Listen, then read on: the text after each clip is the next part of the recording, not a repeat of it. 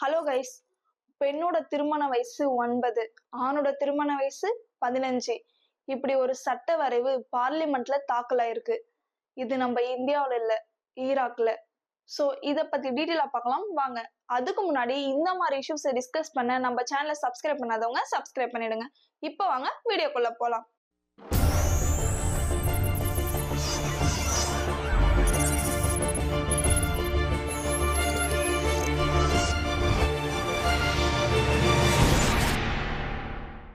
எல்லா இடத்துலயும் பெண்களோட திருமண வயசு அதிகரிக்கணும்னு சொல்லிட்டு இருக்க டைம்ல இவங்க குறைக்கிறதுக்கு சட்டம் போட ட்ரை பண்ணிட்டு இருக்காங்க. அதுவும் 1 வயசு 2 வயசு குறைக்க சட்டம் போடல, ஏறக்குறைய 18 வயசுல இருந்து 9 வயசா மாத்துதான் இந்த சட்டம். இந்த சட்ட மசோதாவை ஈராக் நாட்டோட நீதித்துறை அமைச்சாங்கம் பார்லிமெண்ட்ல தாக்கல் பண்ணியிருந்தாங்க. அது மட்டும் இல்லாம இந்த மசோதால பாத்தீங்கன்னா குடும்பத்துல நடக்கிற பிரச்சனைகளுக்கு முடிவு எடுக்க மத போதர்களையும் மற்றும் நீதித்துறையும் உள்ள இன்டர்ஃபியர் பண்ண அங்க இருக்க மக்களுக்கு வாய்ப்பளிச்சிருக்காங்களாம். ஒரு குடும்பத்துல நடக்கிற பிரச்சனைக்கு 3வது மனுஷன் உள்ள வந்தாலே குடும்பம் கெட்டு போயிரும்னு தெரியுற இந்த காலத்துல மத போதர்கள் உள்ள வந்தா சொல்லவா வேணும். சரி, ஓகே ஃப்ரெண்ட்ஸ்.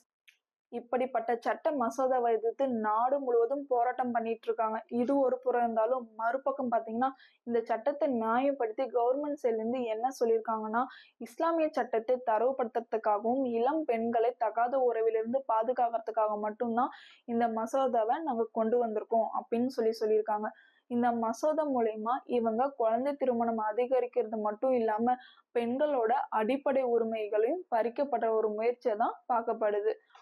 ஏற்கனவே அந்த நாட்டுல பெண்களோட திருமண வயசு 18 இருக்கிறப்பவே 28% பெண்களுக்கு 18 வயசு முடியறதுக்கு முன்னாடியே மேரேஜ் பண்ணி வைக்கிறதா வினிஸ் ரிப்போர்ட் பண்ணியிருக்காங்க.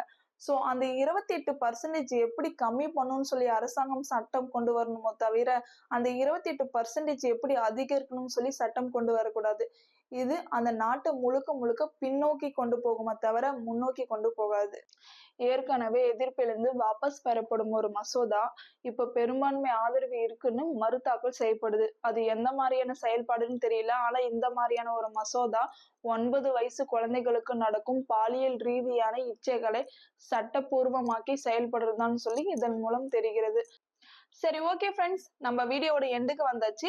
ஈராக்ல மசோதா சட்டம் கொண்டு வரத பத்தி நீங்க என்ன நினைக்கிறீங்கன்னு சொல்லி கீழே கமெண்ட் பாக்ஸ்ல கமெண்ட் பண்ணுங்க. சோ அடுத்த வீடியோல சந்திக்கிறேன். பாய்.